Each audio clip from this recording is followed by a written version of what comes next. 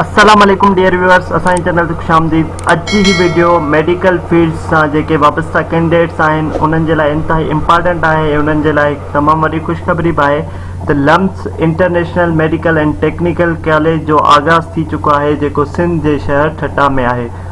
त जेके बि कैंडिडेट्स जिन्हनि इंटरमीडिएट करे छॾी आहे या हू पंहिंजे मेडिकल फील्ड में कैरियर ठाहिणु चाहिनि था, त उन्हनि जे लाइ हिकु ॿी अपॉर्चुनिटी आहे त हू LUMS international medical and technical college में एडमिशन वठी सघनि था।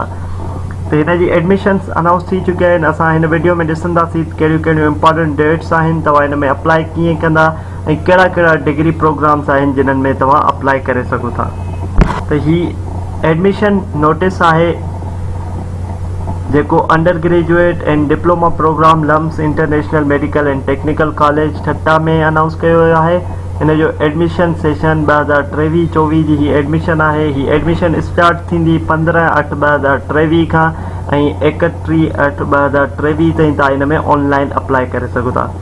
अचो तव्हां ॾिसूं था त हिन में डिग्री प्रोग्राम्स कहिड़ा कहिड़ा आहिनि ऐं तव्हां हिननि में एलिजिबिलिटी क्राइटेरिया कहिड़ी आहे। हिन में पहिरियां डॉक्टर ऑफ फिजियोथेरापिस्ट आहे, जेको DPT जंहिंखे चयो वेंदो आहे। इहो 5 ईयर प्रोग्राम आहे। इन जे लाइ तव्हां वटि इंटरमीडिएट प्री मेडिकल हुजे ऐं तव्हांजो मिनिमम स्कोर जेको हुजे उहो 60% हुजे तव्हांजी इंटरमीडिएट डिग्री में। उनखां अलावा BS नर्सिंग आहे, BS रेडियोलॉजी टेक्नोलॉजी आहे, BS MLT आहे जंहिंखे मेडिकल लेबोरेटरीज़ टेक्नोलॉजी आहे, BS forensic science in forensic biology आहे, BS molecular biology and genetics आहे। त इहे 4 ईयर डिग्री प्रोग्राम्स आहिनि। इन में जेको आहे HSC प्री मेडिकल 50% रिक्वायर्ड आहे। उनखां अलावा डिप्लोमा प्रोग्राम्स आहिनि जेके 2 ईयर ऐं 1 ईयर जा आहिनि, जंहिंमें डिप्लोमा ऑफ ऑप्टोमेटिक टेक्नीशियन आहे, डिप्लोमा इन डेंटल टेक्नीशियन आहे, डिप्लोमा इन CT टेक्नोलॉजी आहे, डिप्लोमा इन MRI टेक्नोलॉजी आहे, diploma in blood banking and transfusion आहे।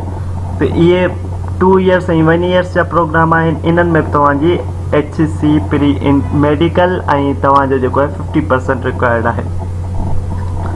इन में अप्लाई करण जे लाइ तव्हां लम्स जी वेबसाइट ते वञी ऑनलाइन अप्लाई कंदा 15 तारीख़ खां www.lums.edu.pk ऐं हिन सां गॾोगॾु तव्हां 5000 जो चालान पे कंदा, जेको नॉन रिफंडेबल आहे।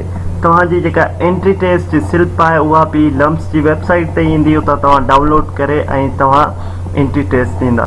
एंट्री टेस्ट जी जेका डेट आहे उहा 17 सेप्टेम्बर 2023 आहे ऐं तव्हांजो जेको वेन्यू थींदो LUMS international medical and technical college Thatta हूंदो।